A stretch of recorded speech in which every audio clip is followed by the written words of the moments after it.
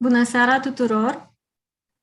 Suntem la prima întâlnire a editurii 3 în cadrul celei de-a doua ediții FestivalYa. Vă mulțumesc că sunteți aici. Acum îl voi introduce pe oaspetele nostru. Good evening, Mr. Patrick Ness. We are very happy to have you here. We have a few dozen teenagers in this Zoom chat with us, but there are many more watching the live on Facebook and on Cărturești YouTube channel. Okay, cool. We will discuss today two books and other works you wrote, but the main discussion will be focused on the Chaos Walking and Monster's Call. Okay, great. I introduce you to Anna. Good evening. I'm freaking out so much right now. It's so wonderful to meet you. You're my favorite author, and I'm almost speechless, very close to it. You're doing great. It's lovely to meet you. That's very kind of you. Very kind. So, Anna, you may proceed. I propose you to ask 2 or 3 questions. Then I will ask 2 or 3 questions from our readers, and so on. Okay, sounds good to me. Can I also just say that by pure accident, my lighting is fantastic. Yes, it is. Yeah, it's just happens to be a cloudy sky with the sun in the right place, so it's fine. This is accidental. There's nothing professional here. Yeah. Well, I hope you're having a wonderful day, and it's wonderful to meet you. I prepared a lot of questions because I've had these questions in mind for literally years. So most of your books follow 2 seemingly separate storylines that meet at the end to create a full story, leaving up to the reader to find the connections as they go on. I was wondering if when you begin writing, do you have the full story in mind, which you then separate to have 2 different point of views, or is it one main story which you then add on to give it more complexity?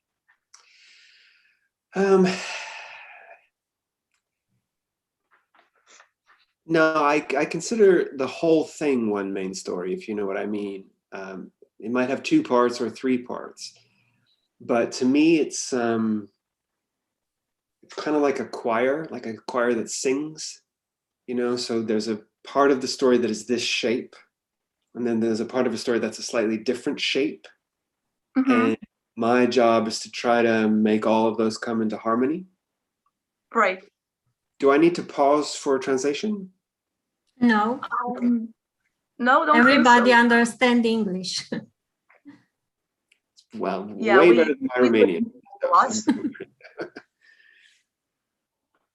So yes, that's how I pictured it as I pictured the whole thing, and how I want to tell it, and how I want the voices to sing it. So that's I suppose that's how I think about it.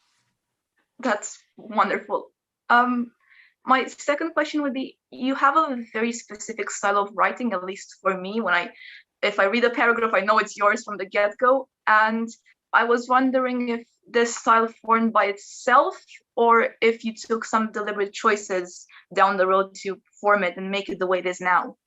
Oh, gosh, not really. I mean, it's like every book has to have its own voice. And so all I'm really trying to do is respond to what the story wants and what it's telling me. A thing that I always say is that a book is not a song. A book is the performance of a song. And so pick a good song, but people are reading it for how you sing it.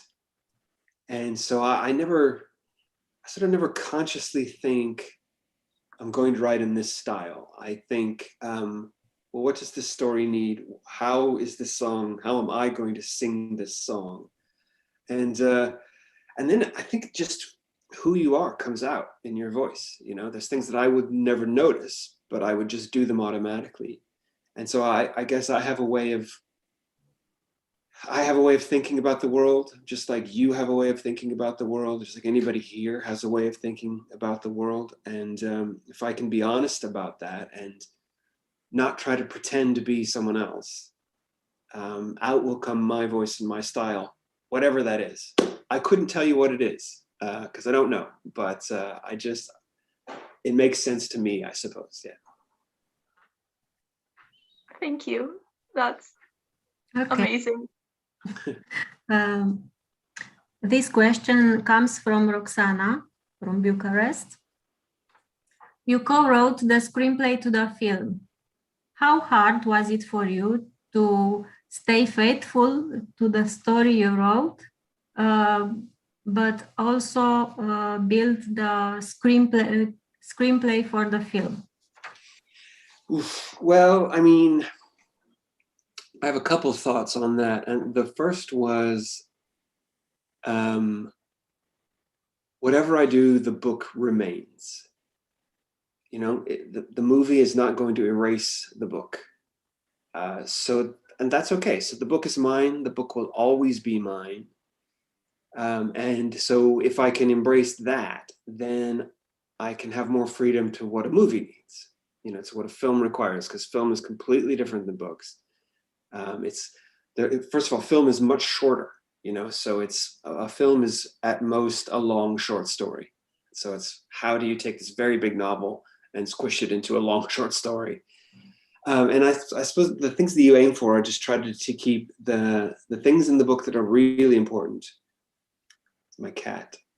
It's Pablo. She's beautiful. She's a little sweetie. She's a little shy, but look there, look at her, just look at her. But if I can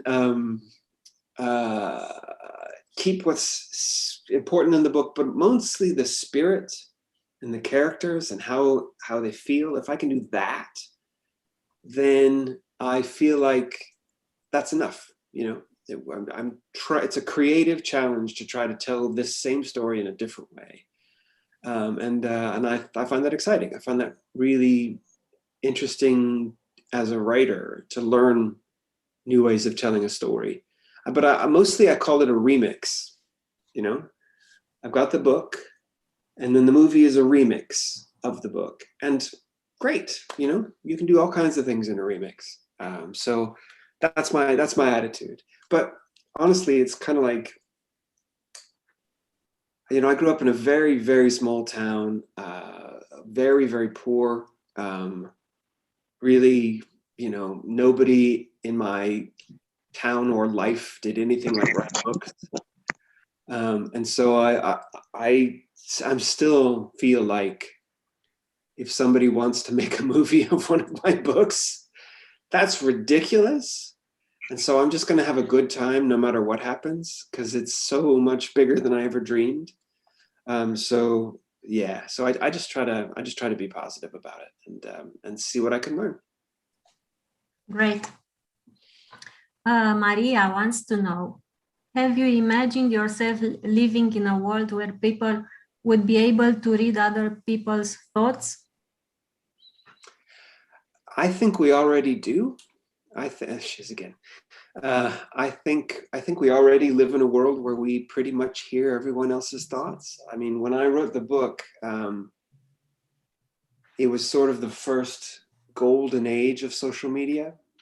We felt really great about it, and we felt great about how we all connected and about how we could reach across the world. I'm in Los Angeles and I'm talking to you guys in Romania. I mean, that's a great, great thing. But even then, it felt really loud. It felt really noisy, which is where I got the name The Noise for the books.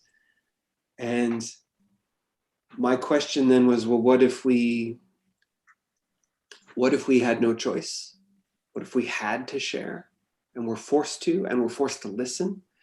And I don't think that the world is much different than that now. I think we have to hear a lot. And I think I think we've also seen the bad parts of social media, where lies and half-truths can, run rampant and, gain strength. And yeah, so I think we already do live in a world like that. We just need to be really, really aware of it and really, I'm not saying social media is a bad thing. It isn't. It's just a thing. It's what we do with it. And yeah, I think I think we already do. I wish it were a little quieter. I wish it weren't quite as noisy, but there you go. Yeah. Before I will ask Anna to continue with her questions, I ask other teenagers to send their questions in the chat. Thank you. Anna, please. Oh, right.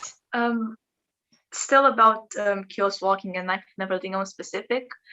For me, something that made the book really special was how much work went into making clear Todd's character and the way he thinks and the choices he makes and why he makes those choices.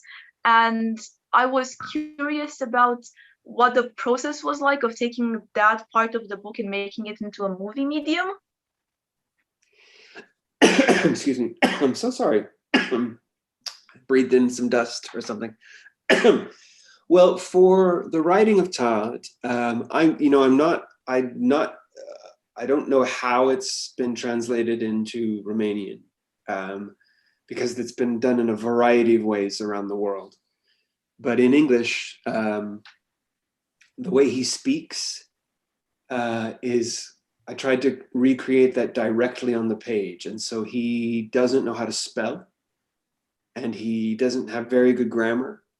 So on the page, it's sometimes literal sounds and purposeful misspellings of how he would see a word. And to me, that's where he began as a character. That's where he started to really show who he was. Because I thought, okay, you have this intelligent character who has never been taught to read and has had to teach himself how to explain the world. And that's really interesting to me. And so it comes from his voice and how he sounds. And then he just grew as the books went along.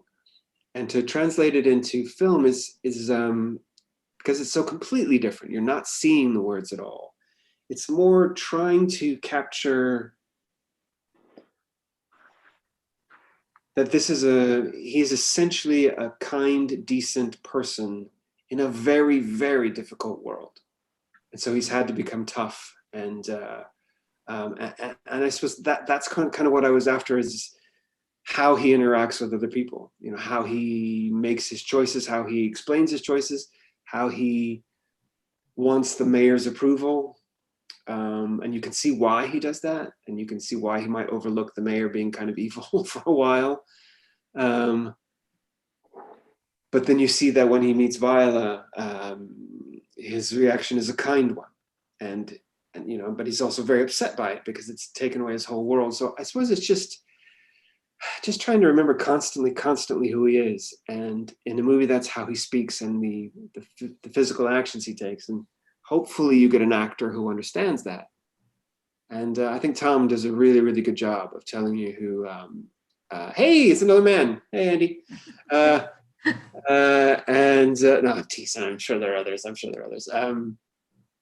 And I think Tom Holland does a really, really great job of being someone relatable, someone who doesn't seem unreachable. He seems like somebody you could be a friend with, and that's probably the main goal for Todd/Tom. Right. Yeah, that's wonderful, and I can't wait to see the movie since it's not out in theaters here yet, since they're not open. But I'm so excited for it. For my next question, you said about your book Burn that you always wanted to write a story with dragons and finally got the chance, which I finished in 2 days and had to pace around my room for 5 hours before settling in because, wow. And I was wondering if you have any other element which you're excited to incorporate in future stories? Well, gosh, Burn. Not available in Romanian yet. I do apologize. You know, but maybe one day soon. Burn is about dragons. Burn is about 1950s America, but there are dragons, and I love that kind of mixture. I love that sort of unexpected, trying to make it seem like a really genuine, realistic world that just happens to have dragons in it. And it starts all these questions of how would that work practically? And how would humans and dragons interact? And how would we get on with our lives when there are dragons around? And that's just so much fun. It's just so much fun. And that came from, so there's a lawnmower outside. I'm going to close my window. So 1 second.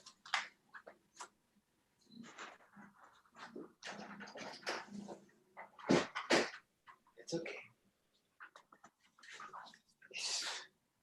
My cat's still there right at my feet. But that began, like you said, that began with this idea. I always wanted to write a book about a dragon. Always, ever since I was a kid. Because I love movies about dragons. Although I didn't like the dragon in The Hobbit, I thought he just talked way too much. He just talked and talked and talked and talked and talked, like shh. And so I wanted to do my own dragon, and so yeah, that's part of the amazing bit of my job. Is I always wanted to write a book about being the last person on Earth, that there's nobody else. That became a book I wrote called More Than This, and so it's taking all this fun stuff that I've always wanted to do. That's it. That's More Than This, and just trying to figure out, okay, how would I sing that song? How would I make it a story about something? Because, you know, a book about dragons, not a plot. It's an idea. So what is the story? And how can I make it something really interesting to me and something deeper than that? And that to me is the big challenge. And I'm at an interesting point, which is I don't know what I'm going to write next. I usually do, but I've been thinking about a couple different book ideas, and I'm thinking, I'm not sure yet. So I'll wait. I'll wait until something makes me as excited as dragons in the 1950s. So I don't know what's next. I don't know. Maybe a ghost story. I don't think ghost stories are ever very good. Or much good. That's so terrible. It's a terrible thing to say. But ghosts tend to be quite sentimental. They're either sentimental or they're murderers. And I just wonder if there's something else. So I don't know. We'll see. Antonia, would you like to open your microphone and ask your question? Yeah. I was wondering what was the hardest part or character to write in Chaos Walking? Oh, you look like you're at a campfire. You look like you're out in the woods. A There's little. a fire burning in front of you. So, the very hardest part of writing the book was getting Todd's voice correct, because I had never done that. I'd never done an entirely first person before for 500 pages. So to try to keep that interesting and to try to keep true to who he was and what he stands for and what he finds funny, that is a huge, huge challenge. And for the movie, just trying to make it fit into 100 minutes. That is such a challenge. I just, I gotta be honest, writing is hard. I mean, I'm assuming, do some of you, are you writers? Who here is writing? Who here writes? Yeah, I assume a number of you. Yeah. It's great, but it's really hard. And for me, the first draft is so hard. I love to rewrite because I love to have all the material there, no matter how messy. But it really is getting the words down on a blank page is really hard for me. I work and work and work at it. And then when that's all done, then it becomes fun. Yeah, all of it was the answer. The real answer is all of it. All of it was hard until I was done with the book, and then it was fun. Great. Thank you. I want to say that I cried with Todd when the dog died. I Yeah. miss the dog so much. Yeah, I'm not sorry, but yeah. But I was little and I was reading it and I loved the dog. Yeah, I love the dog too. I loved the dog. It's just sometimes that happens. Had to be done. Had to be done, and it's what he would have wanted. You know, being brave and being protective. That's what he would have wanted. That's what any dog would have wanted. Luana, would you open your mic? Yeah, sure. I'm sorry for any possible noises around. I wasn't expecting to talk to you, so I'm kind of shaking right now. So. Oh, you're doing great. You're doing great. You're doing great. I heard this thing. I was told this thing a lot, that when we write or create characters ourselves, they usually tend to represent a side of us. So I was curious if Todd is anything like you, and what inspired you to create him? I think that if I wouldn't say you, I'll say I think that if I am really trying to be as truthful as possible to my story and to my characters, if I'm not trying to guess what you want or what the world wants, if I'm really just trying to pay attention to where do they need to go in this story, then I'm writing from a really personal place. And I am responding to a story that I particularly want to tell, that nobody else can tell in the way that I do it. That's how, that's how any book is. And so if that's true, if I'm really writing it from my personal point of view, then kind of every character is going to have parts of me, because it's all about how I see the world. I don't do it consciously because I think that's a mistake. Well, not a mistake, it's just a different style. I mean, there are authors who write very much, very, very autobiographical fiction, and that's fine if you like that. I mean, the one that everybody talks about is Karl Ove Knausgaard, the Norwegian writer. So boring. Oh my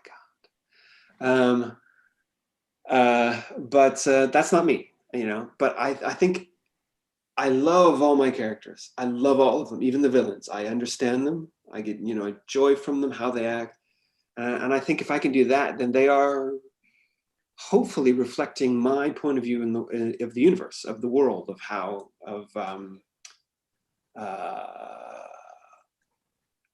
how I see everything at this moment, and so it's not that I'm consciously saying I'm a little bit this way, so I'll make Todd a little bit that way. I'm trying to hear him. I'm trying to listen to what he has to say. And that's all just coming from inside me. So I don't do it consciously. It's not a helpful answer. But of course, I mean, I steal things from life, from my own life, from other people's lives. I wrote a book called Release, which is a lot of my experience. It's not about me, but there is a lot of my childhood experience in it. I wrote a book called The Rest of Us Just Live Here. The main character has obsessive compulsive disorder, which I had as a teenager, which I still have, but which I had very badly as a teenager. So I used some of that direct experience. But again, the character isn't me. I'm trying to represent that accurately. So yeah, I would never consciously do that, because then you're reading my memoir. and I haven't written that yet. You got to buy that separately. No, it's all good. It's a good question. I like the question a lot. Thank you. Okay, Anna, back to you. Then we'll alternate one question from you and one question from messages. Right, sounds great. I'm still, by the way, very much in shock. This might be the best moment of my life in 16 years, so I'm treasuring this. There will be way better ones to come, really. No. It's only uphill from here, trust me. This is it. This is it. One thing I really admire about your stories is that your characters are extremely realistic and they make so many mistakes, and the choices they make are never always something the reader will agree with, even if it's the protagonist. And yet I am still rooting for them as a reader.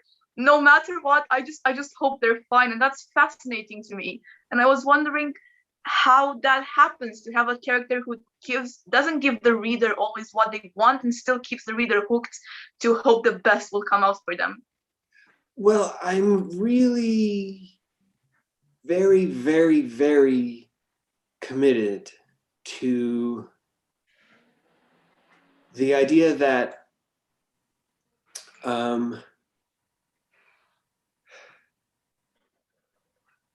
again, it always comes back to what is the real truth of my story, because it is so easy when writing to find yourself recreating something you've read before, because that's how these stories go, if you know what I mean.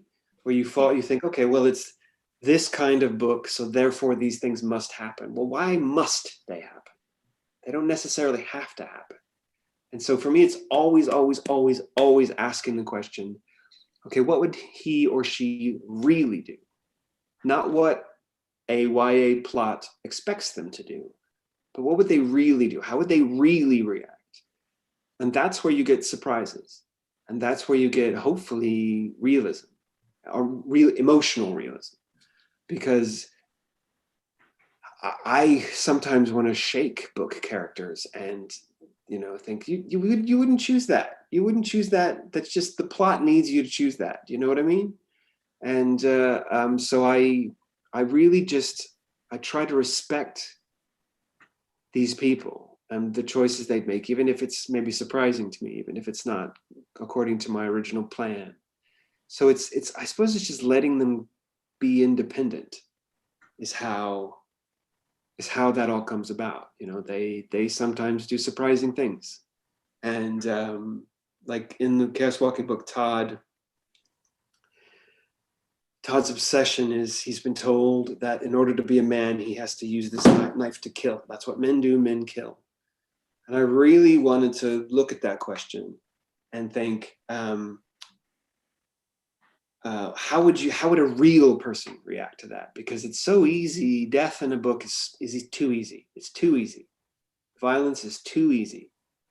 And so what would it really feel like if you were confronted with the situation? You might tell yourself, yeah, I could totally handle that. I've got this knife. Of course I would handle this situation. So there's one important scene where Todd doesn't use the knife, but thinks he should. And then there's another equally important scene where he does use the knife, but shouldn't. And that to me is human. We're flawed and messy and interesting. And that's why stories about us are compelling to read. And so it's how would Todd really genuinely react here? Not as a movie character or as a book character, but as a real person with a real life history behind him. And sometimes we fail, but sometimes we succeed. Sometimes we get it right. And that's thrilling when you've told the truth and you get to a truthful triumph rather than a fake triumph. So I hope that answers the question. It's a lot of guff. Sabrina? So my main question is, in A Monster Calls, it began from the pitch of David. I think I'm pronouncing it really wrong. I'm sorry. What were the changes made to the initial idea that made A Monster Calls yours? Okay, great. That's a cool question. The name is pronounced Siobhan. But don't worry, Irish is a very difficult language to get the pronunciation correct. It genuinely is, because it doesn't connect to the phonetic English pronunciation of the Roman alphabet. So don't worry. Siobhan is not an automatic. You would never guess Siobhan from that. But she, if you don't know the story, she was a really wonderful writer. She wrote 4 really wonderful novels that you should check out. And A Monster Calls was going to be her 5th novel, but she wrote all of her books knowing that she had breast cancer and that it was terminal. and she died before she had a chance to write A Monster Calls. And so what I got was about 1,000 words, just a beginning, you know, this sort of a setup and a premise, a few characters, not all of the characters, and then this idea that there would be stories told, not what the stories would be or what they would do, but that there would be stories told within this larger story. And so I wasn't going to do it. I was going to say no, because I worried, you don't want to write a memorial, you want to write a story, because she would have written a story. And so I thought, no, but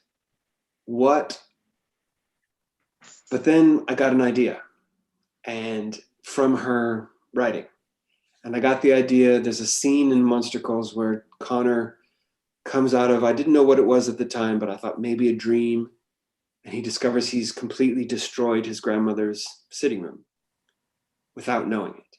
And I thought, that's really powerful. That's everything that he's feeling, all the repression and the anger and the corrosiveness of that anger. And I thought, okay, all right, maybe there is something here that doesn't have to be just a memorial. And so I told my publishers, look, I'd love to do it, but I have to have complete freedom, because Siobhan would have had complete freedom. And then just let the story grow. So it's a very unusual way to write a book. Not at all, you know, I hope the experience never repeats, because that would mean someone has passed away, but you know what I mean? It's not how you usually write a book.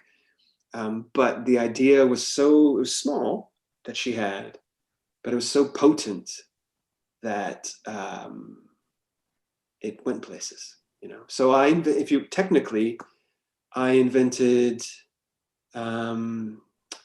the grandmother and the bullies. I changed, her tree was more of a grandmotherly type figure. And I thought, okay, I don't think that would work in the story that I would tell. So I changed it into the monster. But I made the grandmother a different character. And I wrote she said there would be 3 stories. And so I got to figure out what those 3 stories were. So it's a real mixture, you know, it's a real, it was a great experience. I'm so sorry she's gone, because she was really terrific, but it was a really wonderful experience as a writer, as a creative experience. Back to you, Anna, then Madalina and Andy. Right, thank you. Coming back to the Chaos Walking series, you said in the previous interview that you knew from the start it was going to be a 3-book series, and that seems like a very complicated process. My question is if there was a scene that you wanted to incorporate at first in the series and just didn't fit in or didn't take place. No, I mean, I think I got, I put in kind of everything that was necessary or that felt right. I mean, I do cut things. I mean, I cut things a lot. My first drafts are very, very long, much longer than the book. And, but I cut them because they don't work. And so it's not that I feel like I'm losing something I really want. If it has to go, it's got to go. And plus, it's 1,700 pages. I mean, if I can't find a place to put in everything I want, then I'm really bad at my job. So yeah, I think I got everything in there that I really wanted. And then I found some new stuff on the way that was really exciting. So yeah, I suppose it's not so much how I think about writing a story. I have usually 3 or 4 scenes or images that feel really powerful to me. And so I'm constantly writing towards them and thinking, how am I going to make this work? And they do alter, but I'm creating along the way. And so when I get to them, however they've altered is how the story needs it to be. So it doesn't feel like a loss. It feels like a gain. Yeah, I suppose that's how I feel about it. Yeah. I don't mind cutting stuff. I never regret it because it just makes the book better. So yeah. It's not a helpful answer. I'm sorry. Any answer is amazing. Thank you. Madalina? Yeah, hi. I wanted to ask you how much world building usually takes place before you start writing a novel? Well, it's a great question, and I will answer it like you asked it. Sort of. Well, that's I'm not kidding. I'm teasing you, Madalena. I'm teasing. It's absolutely teasing. It's all good. There you go. I see your face. Good. It's a great face. You should show your face. Thank you. I don't. Before the book, I don't do. I mean, before the book, I'm just thinking, and I'm asking myself a lot of questions. Like in a world where everyone can hear your thoughts, I will think things like, how do you lie? And how do you keep a secret? If you can see what you're thinking, how do those things happen? And if, pardon me, if in the chaos walking world, all the men's thoughts are on display, but the women's thoughts are not, how does that work for a society in practical terms? Like, how do you sleep? If somebody's constantly making noise, do you have to sleep in a separate room? It's those kinds of things I'm constantly thinking about. I don't write them down. I don't like set up rules. But I try to ask myself that a lot. And then when I'm writing, I try to use kind of as little of that as I can get away with, because I never want to just sit down and explain, this is what the world is like. Do you know what I mean? Yeah. So for Chaos Walking, I had a rule, and my rule was, Todd is telling this story to somebody who lives on this planet. And therefore, he's not going to tell them anything he thinks they already know, if you know what I mean. So that he's not going to explain to them the history of the planet because he assumes that we know it. He's going to make references to it, and the world is going to, there'll be facts about things. But that to me is how you world build in terms of world building, is you trust your reader a lot because they are very smart. And you put in as little as possible, and then a reader will create everything you want them to create because of it. So I don't specifically sit down and write out a bunch of stuff beforehand. It's always, always, always in the text of the book. But I usually try to do as little as possible. Having said that, there's a zillion ways to write a novel. So if I'm sure there are people who really, I think Tolkien did it. For Lord of the Rings, that's the complete opposite. He made this massive universe and then told quite a slow story with no women in it. And so there's ways to do it. There's no right way. That's just how I do it. Thank you. You're welcome. Andy? Hello, I'm really happy to be here. So I have a book-related question and another one that is kind of my curiosity. The book-related question is, how did you come up with the entire concept for More Than This? Because it's one of my favorite books of all time. Thank you. And my curiosity was if you have a favorite Taylor Swift album, because I've seen that you like the song You Are in Love. The second part, you got a little, it was a little electronically garbled. So could you repeat the second question? If you have a favorite Taylor Swift album, I've seen that you like You Are in Love, the song. Oh, Taylor Swift. I hear, yes, okay. I'm reading the undercurrents here, Andy. No, I'm teasing. It's all good. Book-related question. More Than This came about, like I'd said, because I'd always wanted to write a book about being the last person on Earth, that you wake up and everybody's gone. And that's interesting to me. And I thought, okay, it's a classic storyline. There are lots of movies about it and stuff. And I thought, okay, well, but what's my version of it? And what's a version that feels really important to me? And I eventually started thinking like, well, actually, it's a great metaphor for being young, for being a teenager, where you have to leave behind everything you've ever been taught. And your family, it's the first time you say, I am a new thing, and the world is a different place, and I'm seeing it through different eyes. And I thought, as a metaphor, that feels really strong, really, really strong, and particularly about the isolation that you can feel as a teenager. It's particularly true of people like gay teenagers, like I was, but it's true of every teenager. this idea that you are different from everybody, and that is lonely. And so to be the last person on earth, it kind of feels like that sometimes. And so that felt really powerful to me. So I started wondering, all right, how did he get here? And why is he here? And how can he get to a point in his life? I mean, the whole book, I would say More Than This, which is a 479-page book in English. It's too long. It should be a bit shorter. But the very last line is, he says, I'm ready. And that's the whole book. He's ready for what's next. That's the whole book. And so that's where it came from, this idea that there is more. Because I need reminding of that. You know, when life feels really small and like it's never going to change, and that how I feel right now is the way I'm going to feel forever. And so you despair because you think it's never going to change. And so it's just something I need to tell myself a lot, that there is more. There's always more. Life is always changing. There's always, always more. So yeah, that's a real personal novel, More Than This. It's a real, it's one of my more serious novels. Except for Tomasz. There's a character called Tomasz, who's hilarious, and who I love. As for Taylor Swift, it's probably 1984. Yeah, because I think those are the best. I think that is sort of between the country phase and then the not quite working hip hop phase.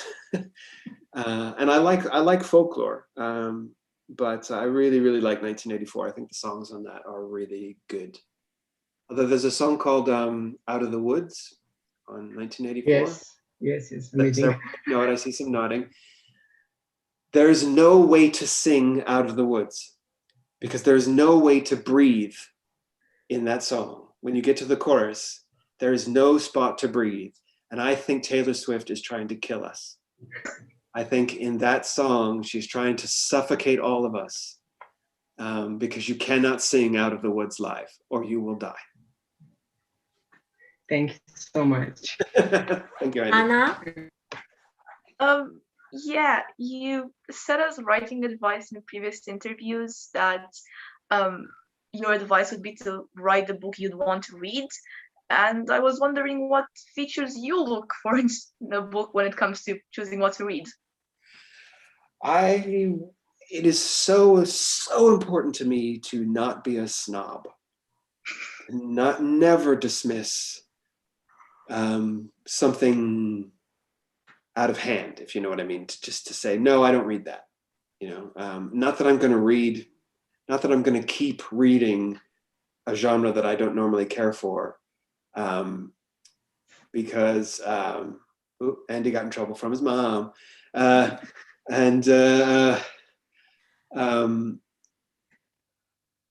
forgot what I was saying, but I just think I just want a book. I want something, and I don't care what genre it is. I want something that feels a little strange, a little different, and that can be in the plot. That can be, you know, like for example, I like sci-fi plots. I don't hugely like sci-fi writing sometimes, because I really like a kind of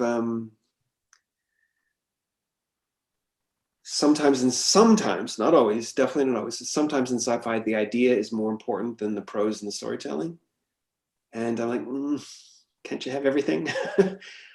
However, there are books in sci-fi that are fantastic, so amazing. So I'm constantly looking for something that is just a little bit different, and a little bit, it can be a realistic book. It can be like, I read a book recently called The Idiot, not the Dostoevsky, but by an American Turkish writer called Elif Batuman. And it's just about this Turkish American girl as an undergraduate in college. And you think, well, I've heard that story a million times. But she is so funny that it really it's such a breath of fresh air. It's how she is singing that song is so fresh and so hilarious that I don't mind. I don't mind that it's, you know, a realistic plot in a set in a college that I've seen before, that kind of plot. And also it goes surprising places. I shouldn't have been Hungary, I think. And so it's that, it's just always something a little different. So I'm always looking for, in book reviews or recommendations, just something a little odd. Which means I do buy books that just aren't any good. And that's okay. I read them for about 40 pages and I'm like, okay, it's not for me. And I put them down and I move on to the next one. There's no grief there. It's just, okay, wasn't for me. So yeah, I just look for something that's different. I don't always find it, but sometimes I do. So. I've seen that there were a couple questions from Facebook. Do you want to try those? Yes. Simona on Facebook. What is your favorite character from Chaos Walking? My favorite character from Chaos Walking in the books is called Wilf. And he's just this salesman, not salesman, he's sort of a traveling guy on a cart. And he's just really lovable. You think that he's kind of dumb, but he's got much more to him than you think. And Wilf, this is true, Wilf did not exist until the day that I wrote him. I hadn't thought about him before. I hadn't planned to write him. I knew that Todd and Viola would need a way to get through this herd of creatures. And so Wilf did not exist until the very first day I wrote him. And that's the joy of discovery. That's the joy of writing. You think, wow, that this can happen and that I can end up loving this guy. I just love my job. It's such a good job. I wish everybody could do it. It's a great job. It is. The second question, is Burn a standalone? Burn is a standalone, yeah. So don't worry. There's possibilities for more, but there's always possibilities for more in my books because I like stories that suggest a future, but it's standalone. So don't worry. I'm not asking you to invest in 10 books. You can just buy one. Ana Teuzdea, would you open your mic? Yeah, thank you. I'm so very grateful to be here. And I'm a big fan of yours. Thank you. I was wondering how you manage to come up with ideas. Because, for example, I always have crazy dreams, craziest dreams ever.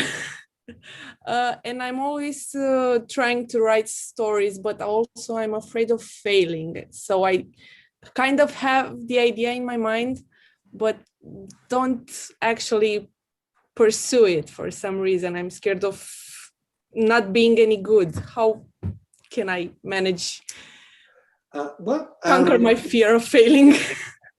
Well, first question, so where do I get ideas? Girl, if I knew if I knew, I'd have written 100 novels by now. You know, I wish I knew. I mean, I have no idea. Sometimes it's things that I'm concerned about. Sometimes it's something funny. Sometimes it's a single image that I think, ooh, I wonder what the story of that image is. Sometimes it's, I wrote a short story that just I got an idea from a song. I wrote another short story.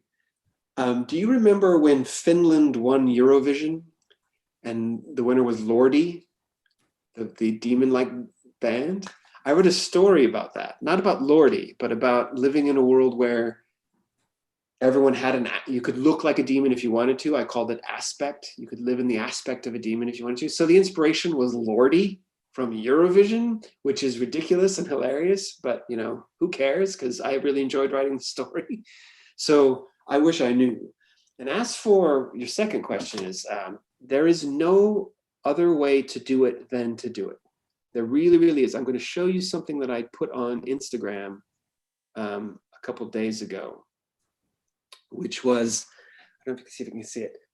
Get the sunshine. So what that is like you can see a great I know it. Yeah. I know. This is the idea in my head. This is my first draft.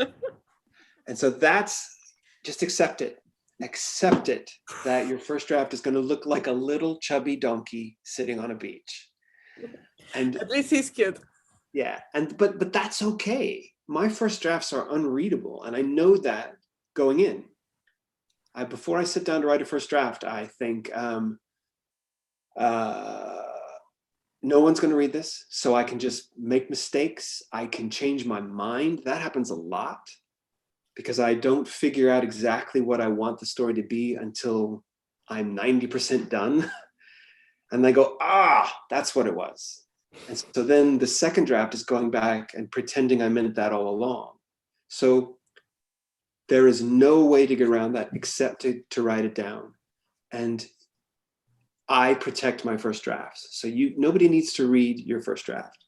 And so you can fail all you want, except that in the end, you're going to have a lot of material and you're going to go, oh, I can turn this into something. I can make it look more like the big shiny silver horse.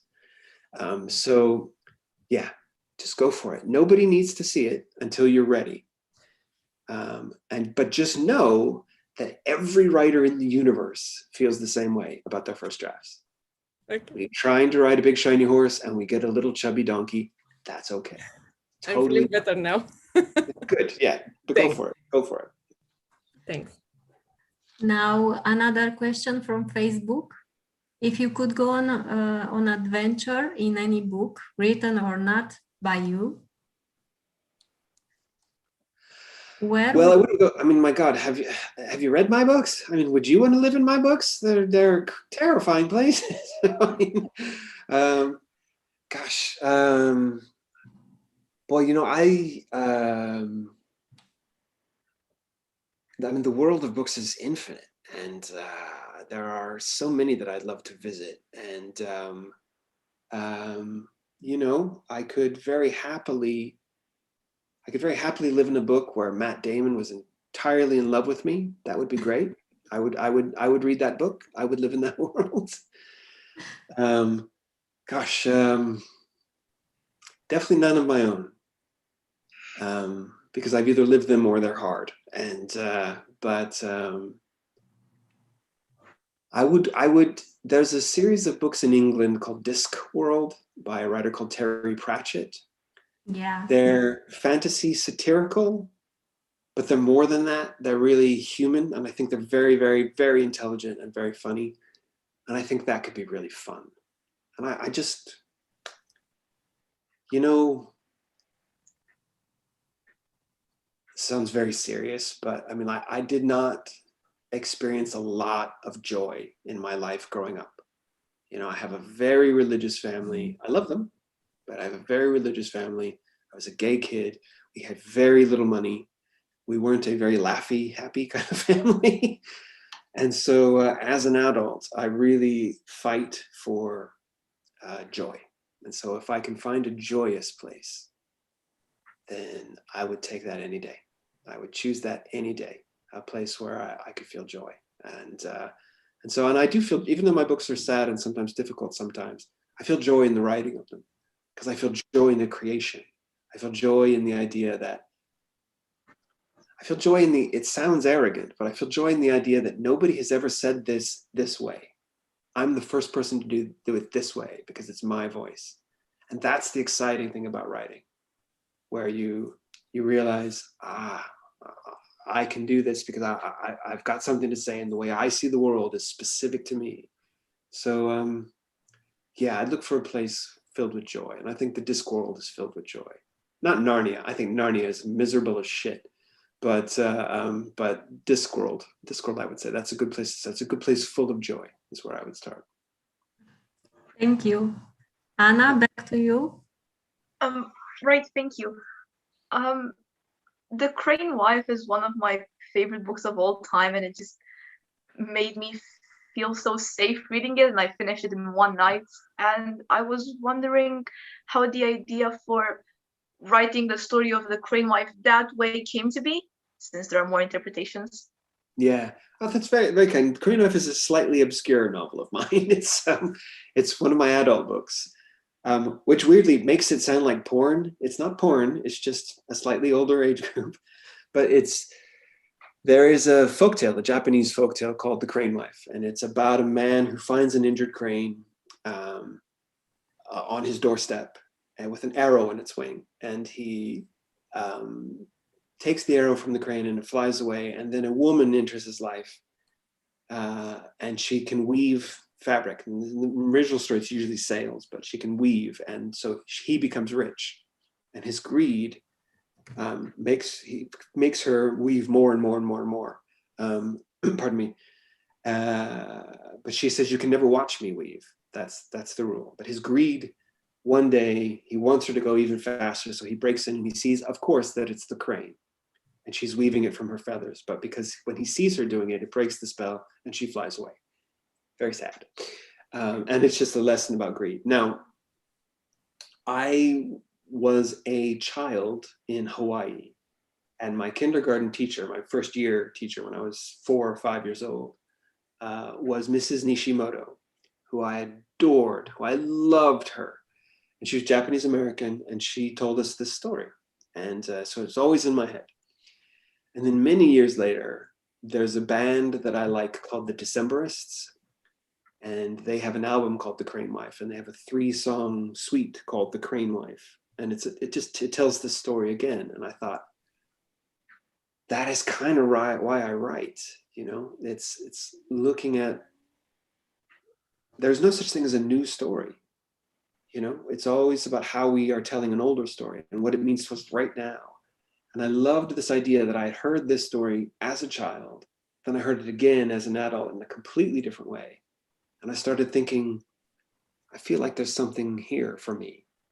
And so I just thought of a nice, lonely man who happens to find a crane in his backyard in a frozen suburb of England where I was living at the time.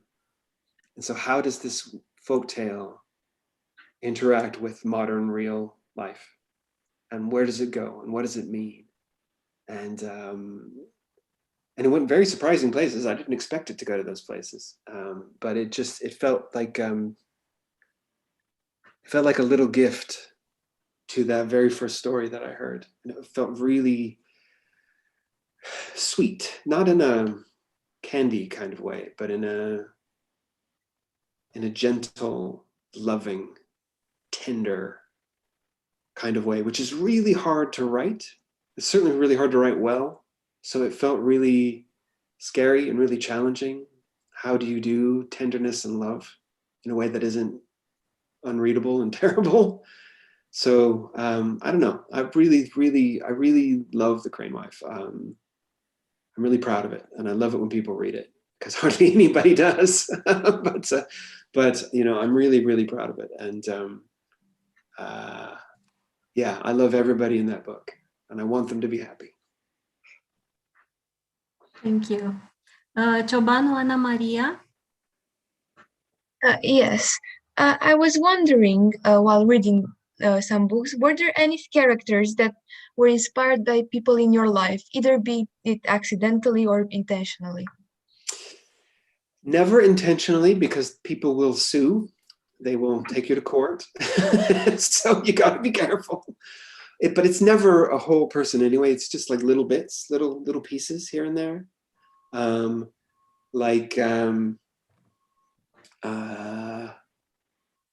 Gosh, I'm trying to think of a specific. Yes. Okay. In Chaos Walking, they run into Hildy, and Hildy is the mayor of the next town over, and she's sort of in her 50s, and she's got this way about her. You know, she's kind of in control, but knows that things are tough, but she's got authority.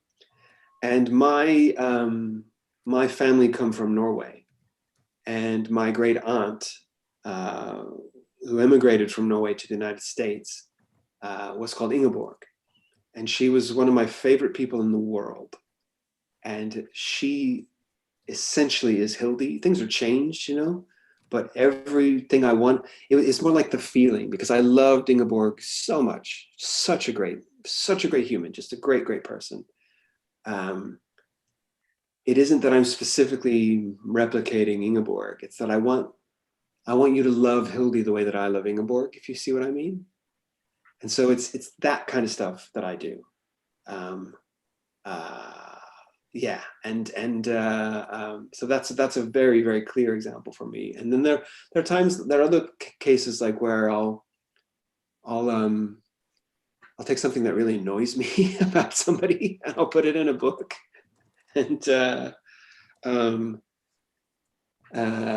so just little bits here and there, Like there's I was talking, someone else is going to do it, so I'm not giving anything away here, but there's a a DC character called Zatanna, and she's a magician, but who has actual magical powers. She's quite an obscure character. But I thought the one thing I would love to do is that if she discovers that she can, has telekinesis, can move things with her mind. And so I thought the starting point is that she's on a public transportation train or a bus, and she's sitting next to a man who has manspread, who has put his knees all the way far apart and is taking up all kinds of space. And in her mind, the first thing she does telekinetically is she makes his knees go bang. And that is the kind of stuff that ends up in a book, because that's really annoying when guys do that, and when they take up all the space. And so it's just little things like that. It's just little things like that. Not the whole person, because then you're in court. So. Thank you. Alessia? She's here, but she's not really here. Actually, I am sorry. I had Okay. a lot of delay. First, I'm so happy to be here, and I have two questions. First, what is something that you know now that you wish you knew when you started writing?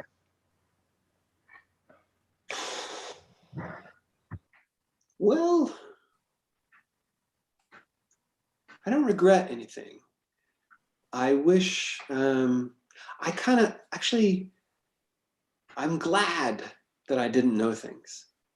Because I think, like, for example, writing the Chaos Walking trilogy, if I knew how difficult writing a big trilogy would be, I might not have written it. So I'm glad I didn't know. I'm glad I just, somebody shirtless is visiting Alicia. And it's okay, don't worry, it's all good. We've all got families, it's all fine.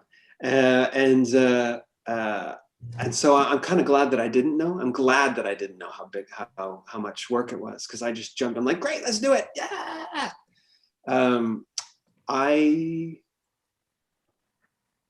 I wish I knew that I could definitely finish a book, because it's really, really hard. And it's a little accumulation every day of something that seems like it's going to go on forever. And so that first time or two or three times, you think, how the hell does anybody do this? And so what I wish I knew is that people do, and that I can, and that you can. And that it's a huge act of faith in yourself, but it's worth taking. It's worth trying. That's what I wish I knew, because it might have made things a little less difficult.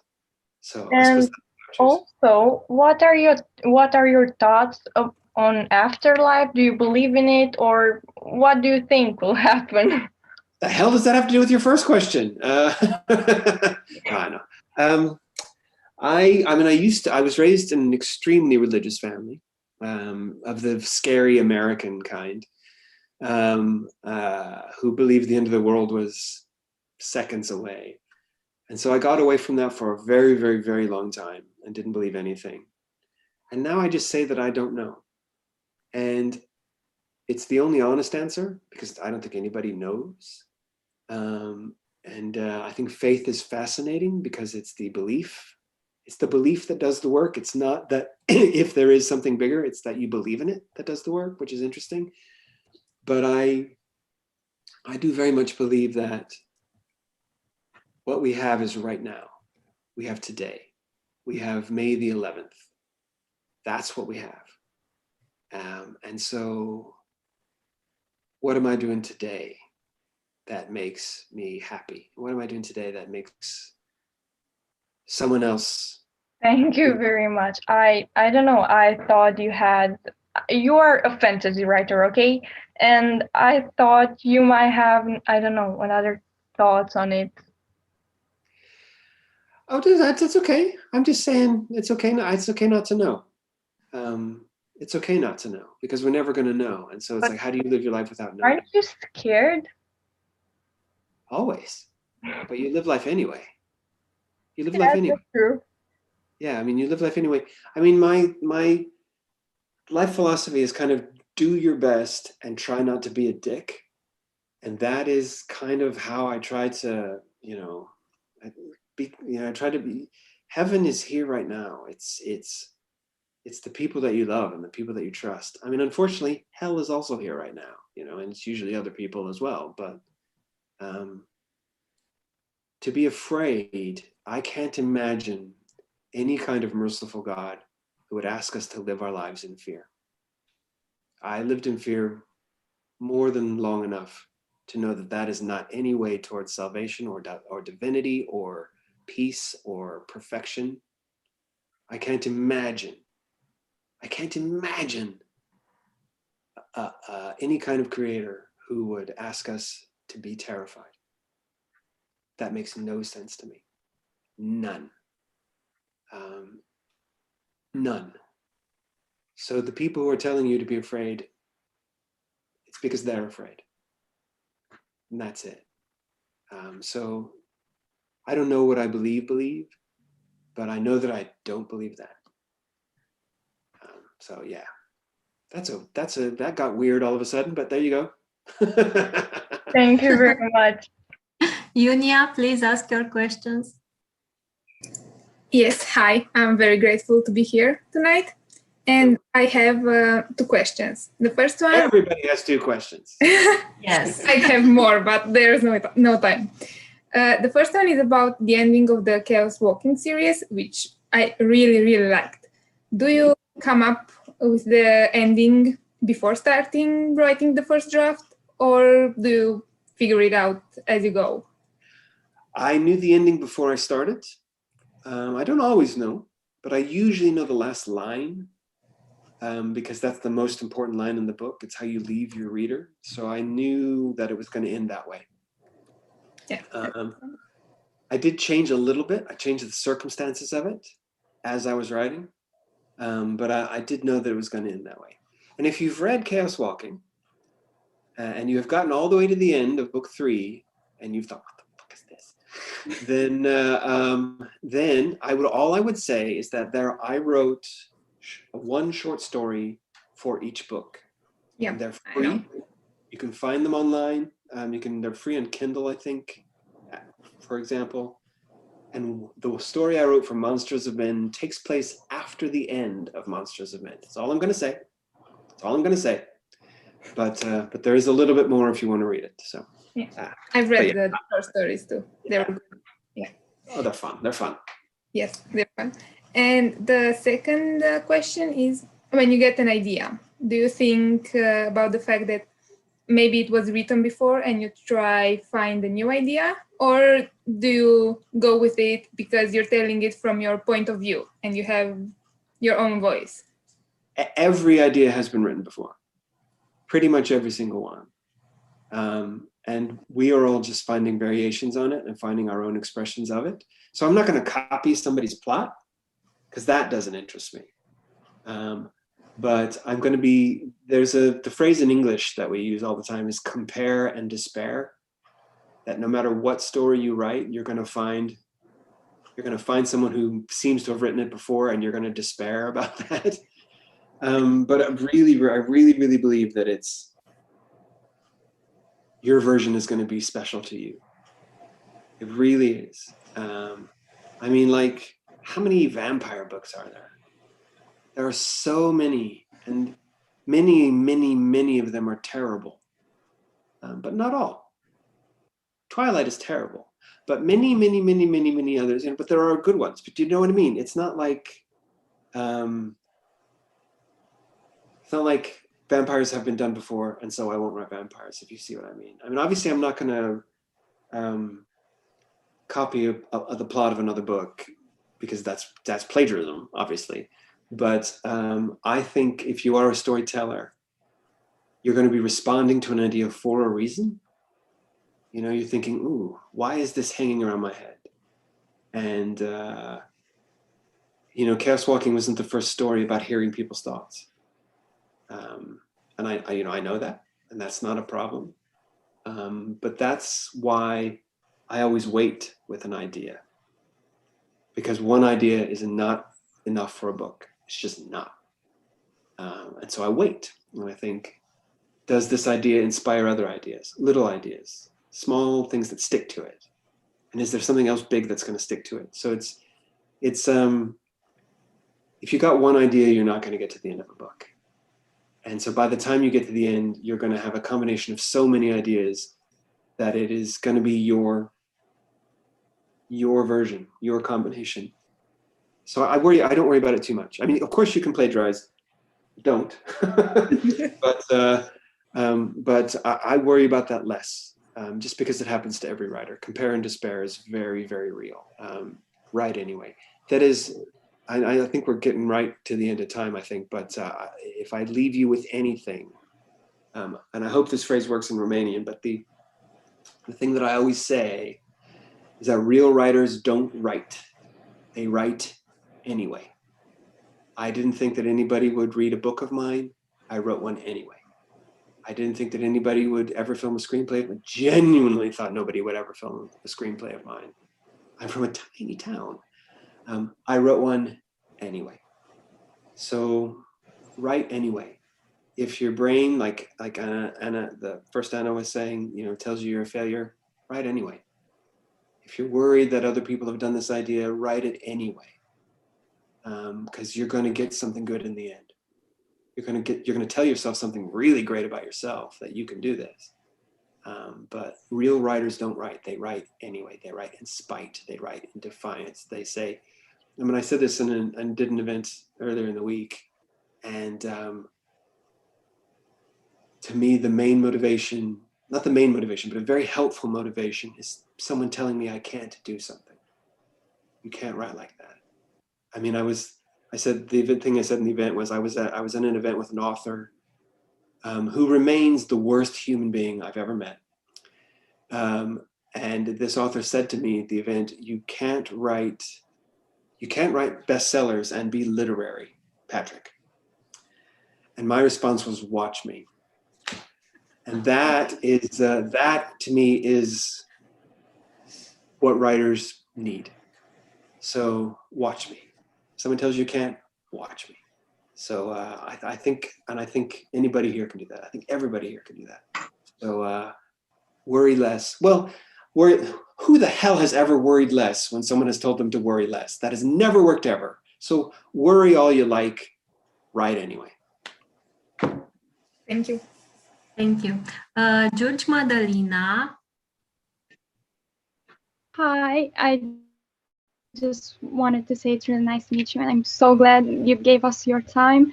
And I was wondering if you ever thought about writing from the perspective of the indie kids in The Rest of Us Just Live Here. I think it would be an interesting contrast between the two. Yeah, but don't they already have their own books? Don't they already have? They have there's a million indie kid books. There's fewer of those poor little guys like Mike.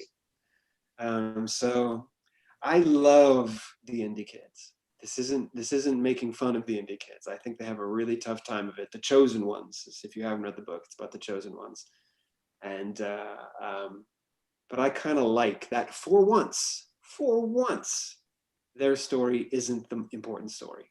It's way in the background. And the important story is all those poor kids who never get chosen for anything. So I think the indie kids have plenty. I think they have plenty of stories.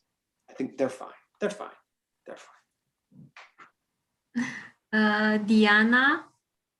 Then I will get back to Anna Stăncescu. Yes, thank you. My question is, you mentioned in the beginning that a book is like a song. Do you write listening to music? If so, what music inspired or accompanied your books? Well, that's I don't listen while I write because I find it distracting, and I already have enough distractions. I can put off writing for any reason. But many of my books tend to have a song that I associate with them.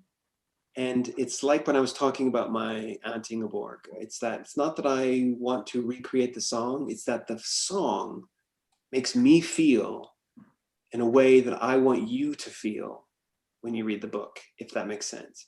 And so if I'm struggling, I will sometimes go back to the song and think, this has what I want. This has the energy that I want, or the mood that I want. And it's kind of a place to return to remind myself why I'm writing the book. Like for Knife of Never Letting Go, the first book in the trilogy, I don't know, what is the Romanian title, by the way? What does the Romanian title of book 1 translate to?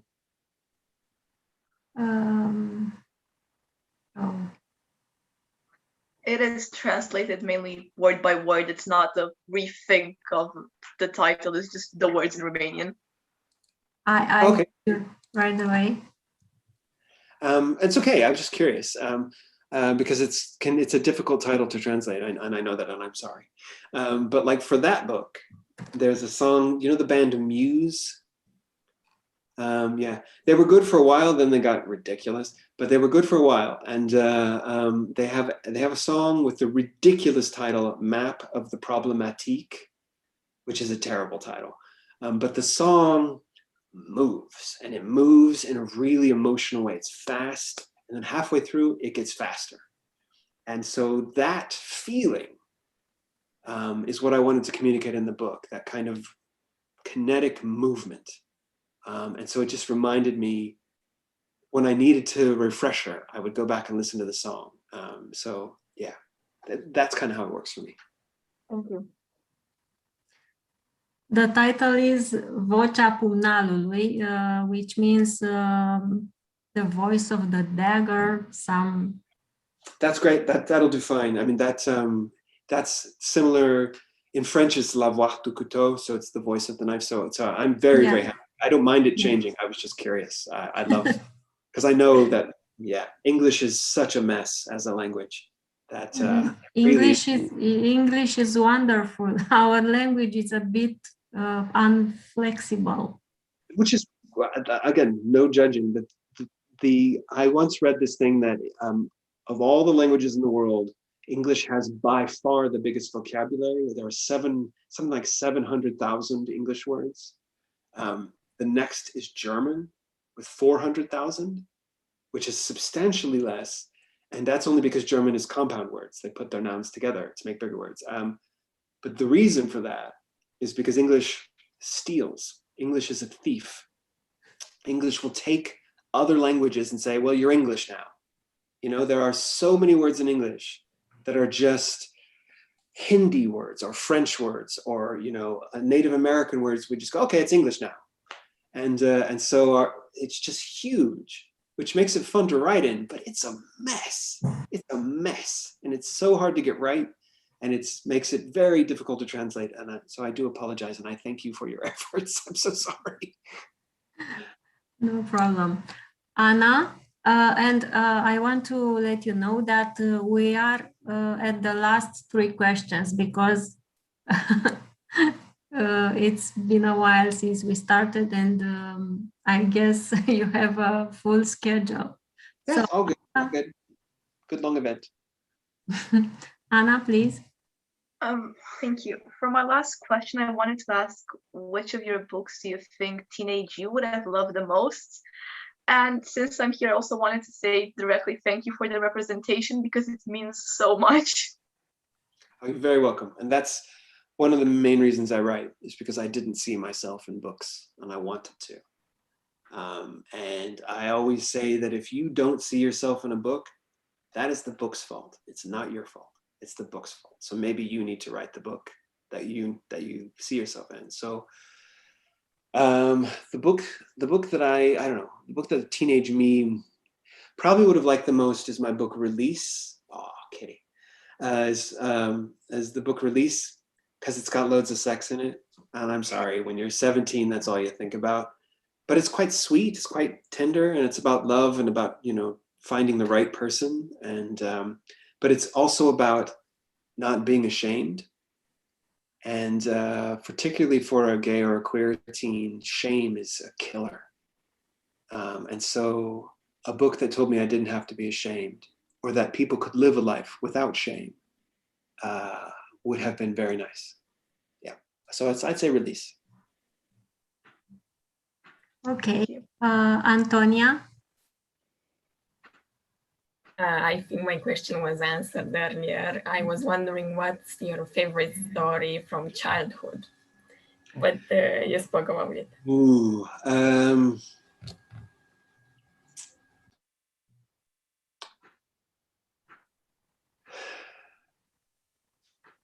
never liked Narnia.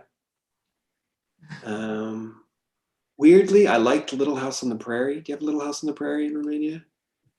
Yeah. But God, as a kid,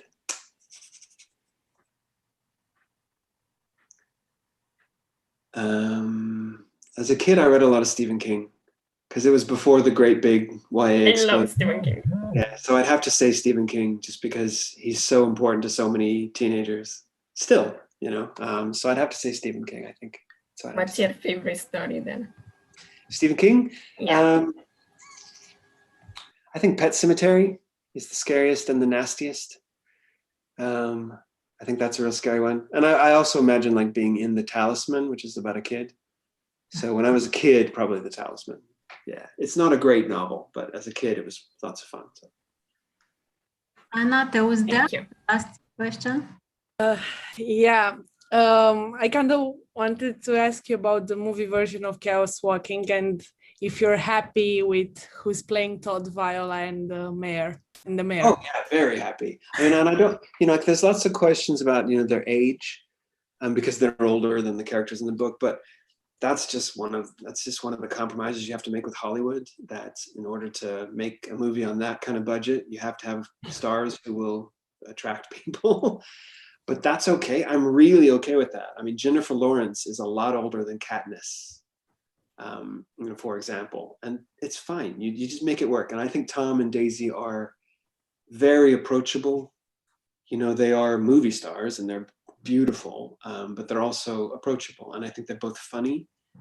And so I had no problem with that. I was so happy getting both of them, so happy. And Mads Mikkelsen is terrific. He's a terrific actor.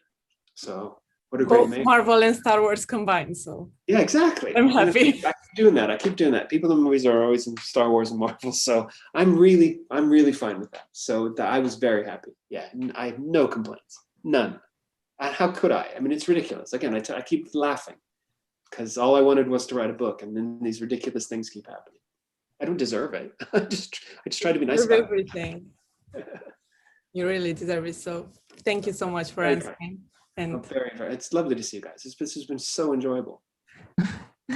Yeah, that was our wonderful first night of FestivalYa, and I thank you, and I thank Anna, and I thank all of you because you are great, you are amazing, and Mr. Patrick Ness, I as a Editura 3 publishing house representative, I invite you to Romania when things will be fine for all of us.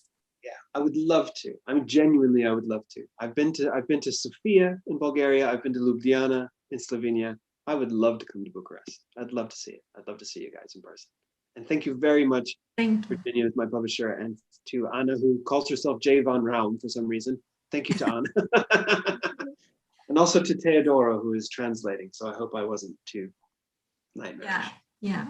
Thank you so much. Thank you guys very, very much. Thank you. Have a nice day and have a nice evening, all of you. You too. Thanks, everybody. Bye-bye. Thank you so much. Thank you. Bye, everybody. Bye-bye. Have a nice day. Really enjoyed it. Bye. Really Thank you.